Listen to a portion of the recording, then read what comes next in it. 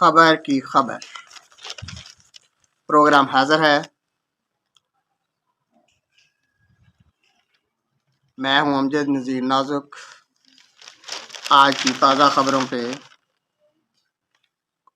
ہم کچھ ہلکا پھلکا تبصرہ کریں گے اور دیکھیں گے کہ دنیا کیا کہتی ہے اور ہم کیا کہتے ہیں۔ پہلی خبر ہے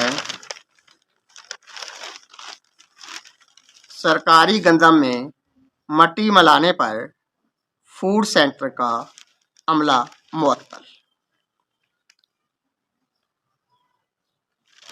یہ سرکاری گندم میں جو مٹی ملائی جا رہی ہے، یہ گندم پھر فلور ملز میں جاتی ہے، وہاں سے آٹا بنتا ہے، سوجی بنتی ہے اور میدا بنتا ہے۔ یہ سب کچھ جب بن جاتا ہے پھر وہ عوام تک اس کی ترسیل ہوتی ہے اور وہ کھاتے ہیں۔ یہ جو مٹی ملانے کا اس کا میں ذکر ہے کہ فوڈ سینٹر کا عملہ اس میں ملوث ہے، تو سرکاری بندوں سے یہ سوال ہے میرا، کیا اور کوئی چینل نہیں تھا؟ فلور مل والے بھی اس میں اپنی حرکتیں ملاتے ہیں اور آپ نے بھی وہی کام شروع کر دیا۔ سرکار کی بلے بلے ہی ہم کہہ سکتے ہیں کہ اتنے بھلے کام کر رہی ہے۔ مجھے ایسے خیال گزرتا ہے کہ سرکار کو پتہ ہے کہ انسان مٹی سے بنا ہے، مٹی ملانے سے اسے نقصان نہیں پہنچ سکتا، کیونکہ جو کچھ وہ کھائے گا مٹی سے بنا ہے اور مٹی کھائے گا اور مٹی میں جانا ہے۔ جب یہ سب کچھ ہی مٹی مٹی ہے تو پھر مٹ ہی جانا ہے، تو کیوں نہ ابھی سے اس کا تجربہ کیا، اس کا تھوڑی سی پریکٹس ہو جائے، تاکہ مرنے کے بعد مٹی کے ساتھ رہنے میں آسانی ہو۔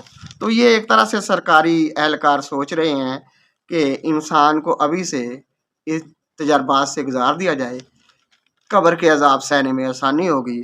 جو انہوں نے خود عذاب سہنا ہے گندم میں مٹی ملا کر، وہ ان کو مبارک ہو۔ تو عوام سے ہماری یہی گزارش ہے کہ وہ صبر کریں، صبر کا پھل میٹھا ہوتا ہے۔ ایک اور خبر ہے یہ جی، امریکہ نے اسرائیل کو بم اور لڑاکا طیارے دینے کی منظوری دے دی۔ اس پر واہ واہ کی جائے، بلے بلے کہا جائے، یا اس خبر کو جی آیا کو کہا جائے۔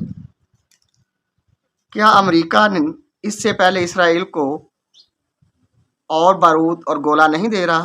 وہ گولہ بارود دے رہا ہے، اسلحہ دے رہا ہے، اسلحہ کی ہر صورت ٹیکنالوجی ان تک پہنچا رہا ہے۔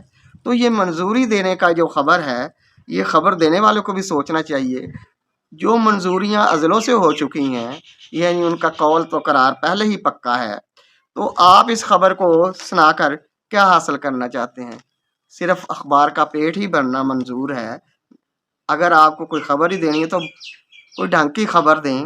یہ خبر تو سب کو پتہ ہے کہ اسرائیل کے پیچھے امریکہ ہے اور امریکہ کے پیچھے اسرائیل ہے، دونوں اس کے ایک دوسرے کے ہمدرد ہیں، ہم پیشہ ہو، ہم مشرب اور ہم خیال ہیں۔ تو آپ کی خبر کی کوئی اہمیت نہیں۔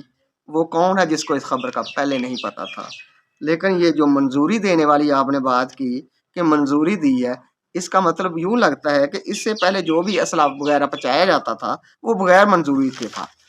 بھائی خدا کا خوف کریں، منظوری ہو یا نہ ہو، بس ان قوموں کو یہی منظور ہے کہ یہ لڑائی جھگڑے ہوتے رہیں اور چودراہٹیں قائم ہوتی رہے، اور یہ چودراہٹ کے لیے سب کچھ ہو رہا ہے۔ کیا چودراہٹ کی بھی منظوری اس نے لی ہوئی ہے؟ یہ نہیں آپ نے بتایا۔ خبر کی خبر سے ہم آگے چلتے ہیں اور دیکھتے ہیں کہ اور بھی خبر کوئی ایسی ہے جس پر کچھ تبصرہ کیا جا سکے۔ تو ہاں، یہ ایک اور خبر ہمارے ہاتھ لگی ہے، بلکہ اخبار والے نے اس کو اندرونی صفحات پر شائع کیا ہے۔ تو خبر یہ ہے، پالتو کتے نے مالک کے گھر سے دہائیوں پرانا بم دریافت کر لیا۔ کتا گھر کے آنگن میں کھیل رہا تھا جب اس نے گیراج کے پاس دھاتی چیز کا پتہ لگایا۔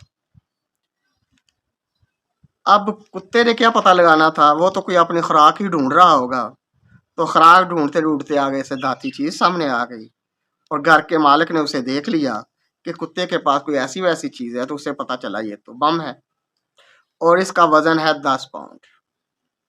یہ 10 پاؤنڈ کا جو بم ہے یہ اس کے گھر تک کیسے پہنچا؟ یہ فلوریڈا امریکہ کی، فلوریڈا جو ریاست ہے امریکہ کی، وہاں کی خبر ہے۔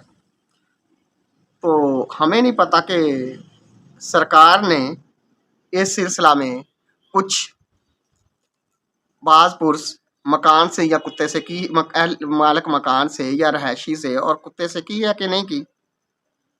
ان کو سبق سیکھنا چاہیے۔ پاکستانی پولیس بم کو بعد میں دیکھتی، پہلے مالک مکان یا رہائشی کو دیکھتی، بلکہ دونوں کو ہی دیکھ لیتی۔ آؤ بھائی ادھر ذرا بتاؤ یہ 10 پاؤنڈ کا بم آپ کے گھر میں کیسے آیا؟ تو یہ 10 پاؤنڈ کا یہاں 10,000 پاؤنڈ دے کر اس کی جان چھوٹتی، اور اس طرح وہ آئندہ کتے کو بھی سمجھا دیتا اور خود بھی مکان میں ہر جگہ کھود کھود کر دیکھتا یہاں کوئی بم ہے کہ نہیں ہے۔ یہ کتنی شریف پولیس ہے امریکہ میں جس نے نہ کتے کو پوچھا ہے اور نہ کتے والے کو پوچھا ہے، اور بس 10 پاؤنڈ کی بم کی ایک خبر دے دی ہے۔ تو یہاں پتہ نہیں یہ ڈالر یا پاؤنڈ میں نہیں کھلاتے، پاکستان میں تو ایسے پاؤنڈ کیش کروا لیے جاتے ہیں اور ان پاؤنڈ سے روپے برآمد ہوتے ہیں جو بڑے کام آتے ہیں پولیس کے بھی اور اس کے حواریوں کے بھی اور اہل و عیال کے بھی۔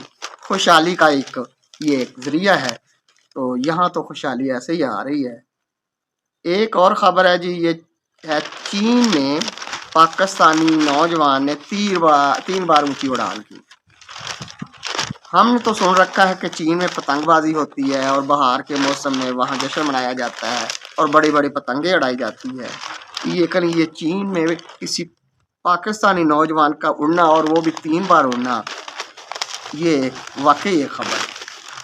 لیکن جب خبر کو ہم نے اور جانچا تو پتہ چلا کہ وہ چین میں جا کے اس نے کاروبار کیا اور اس کا کاروبار اوپر ہی اوپر اڑتا چلا گیا۔